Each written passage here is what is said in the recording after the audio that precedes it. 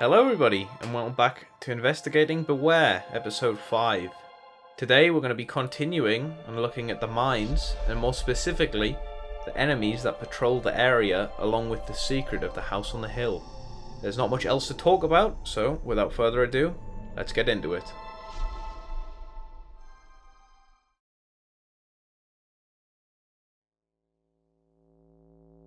The enemies of this map come in the form of large futuristic trucks. These trucks are designed to have a bucket on top, presumably for carrying ore, as their design bears a lot of similarities to a modern day haul truck used in quarries. One difference, however, is the fact that there appears to be no open cockpit or cabin area for a driver that you can see into. Unlike what we've seen with other enemy vehicles in the game, the truck contains no visible people, and if we fly inside you'll see that it's in fact empty.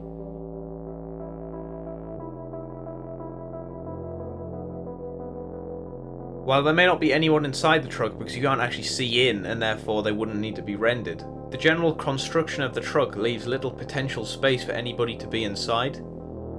Due to this, along with the fact that the front light arrangements look like some sort of distance scanner, I believe these trucks may be autonomous and are designed to automatically patrol the mines and collect whatever is being mined. The trucks also behave differently to the previous enemy vehicles for a multitude of reasons. One key difference, for example, is that the enemy vehicles do not try to make the player spin out and get stuck, to then pursue on foot and kill. Instead, they straight up try to destroy the player's car by crashing into them and using their physical size to crush the player. In addition to this, another difference is that the trucks are not unique like enemy cars, meaning that, unlike the previous enemies who appeared in specific locations and specific points of the game, there are many trucks, all with identical appearances, and which continuously patrol the mines. It would also appear that they communicate with each other, as when being chased by one truck, others in the nearby area start to move towards the player's general direction. If we zoom out and have a look at the general mine area, you will see that there's actually loads of these trucks patrolling around, driving around the edges of the mines and in between the lanes of the excavators. One final point to mention regarding the enemies is how they become aggressive towards the player. By digging into the game files, I found this collider, which is the exact shape of the mine. If the player enters this collider, the first music track plays and all the trucks begin patrolling, knowing that the player is somewhere within the mines. At this point, if any truck spots the player, their main lights will turn on and they will begin chase, trying to destroy the car and kill the player. The big difference, however, comes in the fact that the enemies will completely stop chasing the player if they leave the mine collider, even if they are right behind them, as you can see in this footage.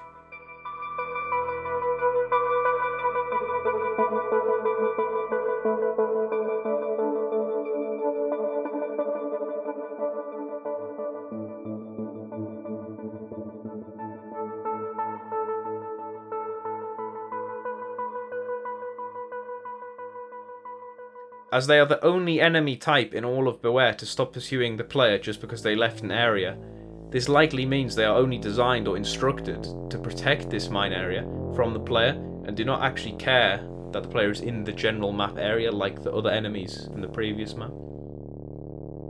Now, let's talk about the house on the hill. If you've played version 008, you may have come across this incredibly steep hill in the middle of the mines, with what looks like a ramp to go up one side. By no-clipping to the top, we can actually see there's a house up here along with a greenhouse.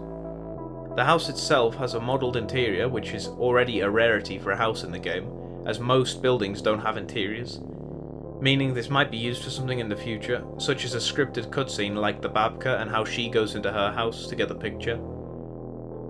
The really strange thing, however, comes from the greenhouse, for if we look inside, we see none other than the Data.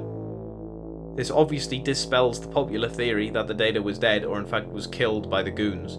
However, it could support the theory that he was scared off and chased off by the goons.